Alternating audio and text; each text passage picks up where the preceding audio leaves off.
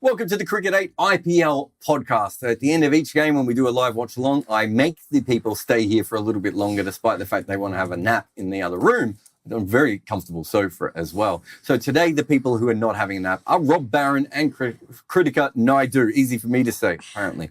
I can't say any players' names. This is what happens when you've been broadcasting for 8 straight hours. My name's Jared Kimber. I forgot to even tell you who I am. So if you're listening on the podcast, you're like, there's just a guy talking and not saying anything at all. But let's start with this game that we just saw a moment ago, only because it should be fresh in our minds, and we're going to have to research the other game. Gujurat collapse. Take me through it, Rob Barron. Well, we saw it coming, didn't we? This is how they lose this game, is what we were saying. And the flashing red alert is don't bat Kane Williamson at number 3 because he puts everybody else under pressure. And they batted him at number 3. He was only there for 4 minutes. And longest 4 minutes of our life. He caused unbridled carnage because he broke everyone's head. And Gill started it. He can't wash his hands of this. Gill started it by getting bowled off the very last ball of the power play when he nearly got bowled 2 balls previously in the over by backing away and trying to, exposing his stance. Ridiculous effort from somebody who played as well as anybody who's played in this IPL 1 game ago. It's mad. So something happened to Gujarat today where all of their brains broke, and in doing so, they broke mine. And I was an angry man watching that game, and I haven't calmed down quite yet. And it's nothing to do with finances. It's just, how can you... They're a franchise that won absolutely loads last year, and by doing clever stuff, and they've lost a couple of players, and now they're all idiots, and I don't understand it. Let's go on the positive side of this, because there's nothing that Rob said that isn't correct, Kritika. But on the other side of this, I thought Lucknow spinners bowled really well. We were worried about the Jew. Krunal Pandya taking wickets. There was that incredible catch by Ravi Bishnoi. And Siddharth, probably the worst of their bowlers, but he got through it somehow, despite the fact he bowled 3 no balls in 1 over. But they got through in the end, so you have to give them some credit there. And that was really the clamp. The Bishnoi at one end and Krunal Pandya at the other. Yeah, no, they were incredible. In fact, it was, Yash Thakur that really got going with Gill's wicket in that, last over of the power play. In fact, last ball of the power play. And then Bishnoi and Krunal just came in. Bishnoi, was always, he's always tight with his lines and what he was doing. And Krunal came in, varied his pace. And, they started getting wickets. That screamer that he took, that one-handed screamer that Bishnoi picked, it really turned the tide. And from 54 for no loss, they were, suddenly Gujarat found themselves 80 for 5, and they were just they couldn't recover from there. But incredible, full points to LSG and their spinners for the work they did. So I'm going to ask you a question about Gujarat directly. They beat Mumbai by stealing a game, and they've now given up 2 games that they were massively in front of. Yeah. Are they actually any good at cricket? Is it just that they keep getting themselves in tight games and they could have won all 3 of those and they could have lost all 3 of those? Where do you rate them at the moment? Because they're not an easy team to get a form guide on. No, and it's a strange one, right? Because the last 2 seasons, they've done extremely well. Like Rob said, they were making the right decisions. They had players. Of course, I think even David Miller's absence currently is, hurting them a bit. But that said, they have themselves to blame. We've been discussing, they had a really good cushion. They had the run rate. They were even above. They were scoring above the required run rate. They had that platform that they could build, but then, they just threw it away themselves. And they have, so I can't really answer your question because they have a few things. No answer. That's why you can't answer it. It's unknowable. What about you, Rob? Do you think they're any good or not, Gujarat? No. Okay, so that's it. You can't keep putting that 3-4-5, and the 3-4-5 today was horrendous. The 3-4-5 last time was horrendous. It's why they didn't win the match last time, and then they did something even more dumb today. No, they're horrible. Tell me about Yash Thakur. I know that you were on him before this tournament, so you've got a real sweet spot for him. You like him, Honey Bear. I do. How did you? I mean, I don't think he bowled brilliantly today. He got, weirdly enough, the wicket he got of Shubman Gill was mostly Shubman Gill mistake. He got another wicket from a half tracker. Yeah. And then he ended up with the cheeky 5 as the game was falling apart. But I also don't think he bowled terribly, if that makes sense. Yeah. The reason why I backed him, firstly, he was 66 and 50 to 1 were the 2 numbers that I've backed. I've just checked. Is because he's it's a weird one, but he's a natural wicket taker. because he bowls.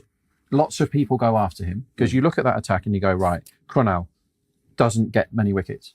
He did today, but he doesn't get many wickets. He's there to bowl dry and he's very good at it. So Krunal is normally Axar numbers 1 for 25. He's done his job. Cheers. Bishnoi, they're not bowling Bishnoi. Bishnoi bowled 2 overs today. Yeah. They're not bowling Bishnoi out. It's the second half their games he hasn't bowled. He hasn't bowled his quota. Then Naveen has not been Naveen. Mayank Yadav could be absolutely anything, but he's also He got injured today, so we don't know. Then you're down to other people. And then you go, actually, Thakur, look at his numbers. This guy gets poles. Are they going to go after him? And sometimes you look down and attack. It's the Gerald Coetzee in the South Africa team for the World Cup. They're going to go after this bloke, and he's going to get some cheapies. And what you want, and today we saw it in game 1 as well. Coetzee got the cheapest wickets ever because he bowled the 20th when they needed 32, and he got 3 in the final over. And one producer Luke, 40,000 quid or whatever it was, and.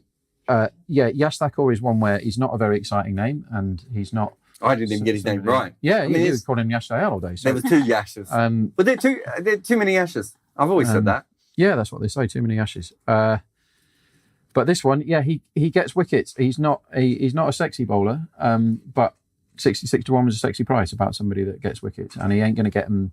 He's not Bumrah, but Bumrah's 8 to 1 to be top bowler, and. Hopefully, Thakur will bowl the same amount of balls in this IPL that roughly the same amount. And he's in for not that many fewer wickets. And 5 today is a really good result. Do you think Lucknow are any good? Yeah, I actually quite like Lucknow, and they've got an in-form Nicky P, which is a really important thing for a cricket team to have. Slight question marks on KL. Padikal has to go, but I think Padikal has. I feel a bit for him. He's clearly under it form-wise, and he needs a bit of time out of the firing line. Give Huda a go. Huda did all right game 1, having not scored a run in the whole of last season. They've got lots of guys that can win you a game. They're not a one-man team. We talk about RCB and how nuts they are with putting their whole bank on Kohli and not picking any bowlers and not having any spinners. It's just absolutely crazy. But Lucknow have got loads of people that are quite good, and that's a good thing to do for a team. You've got 11 guys that can at any point do you a job. And today they had a spinner who bowled in the power play, and he bowled 3 front foot no balls and over, and he only went for 7 and over. Yeah. They can afford to do things like only bowl Bishnoi 2 overs 1 for 8. Cheers. You can go and have a rest now. I don't know whether Bishnoi was injured today. That is something that we really need to keep an eye on, because if he's injured, he puts a hole in their attack. Not as big as the hole that Kuldeep has left for Delhi for missing 3 games, because they build their attack around him. But to answer your question, I like Lucknow, and I think basically Gujarat had a lie down today and kind of let them win. But Lucknow have got a lot of decent players, and I think they can go far in this tournament. Let's go on to Mumbai. So Mumbai is set up to bat very, very quickly, and today, for a long period, they batted very, very quickly. If they do this, they probably have to be about 10% above par, because their bowling isn't very good. But if they can do that, they make themselves a dangerous team. And that's, in the end, what happened today. Yeah, and Romario Shepherd, like Hardik Pandya summed it up really well at the end in his post-match, when he spoke. He said it was pretty much Romario Shepherd versus Delhi Capitals, and that, that 1 over just turned it around. And it can really dent your opposition's confidence. And they lost eventually by 29. I mean, they won by 29 runs. So that, that last over made a hell lot of a difference. So if, they pretty much have their, blueprint in some sense sorted, where, who they need to bring in when. And, even the fact that Hardik came in at 4 and Tilak Verma at 5. So they're trying things. And I felt like today everything came together for them. And of course, that 1 over just turned it around. Of course, we discussed earlier, not bowling Lalit Yadav when Tim David was in. They probably missed a trick, Delhi Capitals. But overall, I think Mumbai did a pretty good job today. Rob, Delhi got off to a bad start, ended pretty bad. And outside of the time when Akshar Patel was bowling, it was pretty heinous. Obviously, Kuldeep's not playing, but both teams have, all teams have injuries at this point. But it's a pretty ropey bowling lineup, Delhi. Even if Kuldeep and Akshar are bowling well, you've got question marks over way too many guys. Yeah, you've basically got question marks over all of them, because if it doesn't swing, Ishant is cannon fodder. If Khalil's very up and down, always has been. He does get wickets, but he does go for runs. Axar is a reliable man, and he had to be used as a wicket-taking threat today, which usually he's there to be 1 for 24, and he does that a lot. Jai clearly looks injured to me, and he looked absolutely either ill or knackered or something, and went round the park. Lalit, they decided to persevere with Norkia at the death again, who's now gone 20, 20, 25, 32 is his effort. So he's actually getting worse at doing that. So it's going to be 38 next time or something if he bowls at the end. 54 in a couple of games. They missed a huge trick today, and they didn't do captaincy 101. Tim David walked to the crease. They had a guy that had 3 overs left who can bowl spin, and he didn't bowl at him. And David has an unbelievable record in the last 5 overs against pace at the Wankhede. We've seen it loads of times. And then Romario came in and they just fed him exactly what he wanted, junk, and he smashed it everywhere. And he did his thing with the ball today, Romario, and went for 13 and a half and over, but that's fine when you're scoring at 20 and over with the bat, which is, again, basically what he did.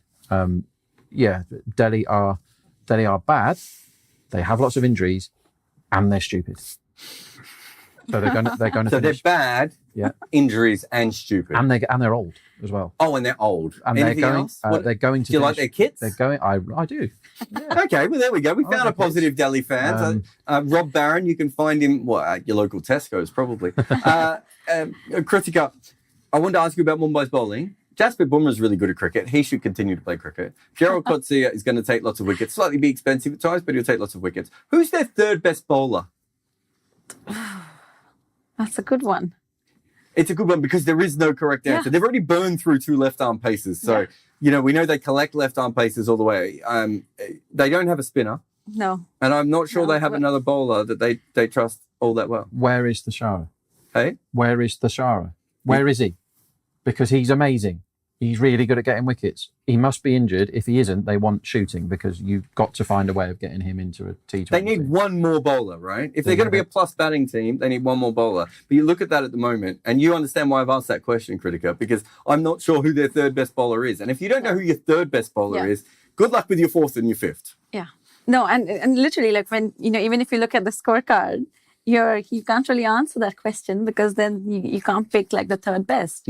Like you said, Bumrah, there's no question about his ability and his quality, but that's pretty much all they have. And Coetzee, it's not ideal. So I think they're also too dependent on their batting really to get those big runs, and then let the opposition score whatever. But we'll just, because 4 overs, Bumrah is going to bowl them, so that those will be good. Or if he has an off day, then well. I mean, he made that total today. Was won by, Hardik Pandya's talking about Romario Shepherd, but it's a combination of Romario Shepherd and Jasprit Bumrah together, right? Yeah. Because those are the outliers in that game. The problem is that you're not always going to get outlying performances from those two players in general, especially Romario Shepherd. Let's just finish off with one positive for the Delhi fans, Rob.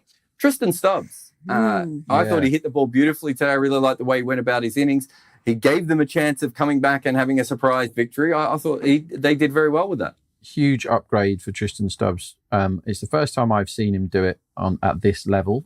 It was a very good pitch. If you get to bat at the end at the Wankhede against some of the Romario or whatever, it's a good chance to score runs. But 71 off 25 is not to be sniffed at. 7 sixes he hit today, and a couple of those sixes were off decent enough Yorker balls, and he got under them. He's a strong boy, isn't he?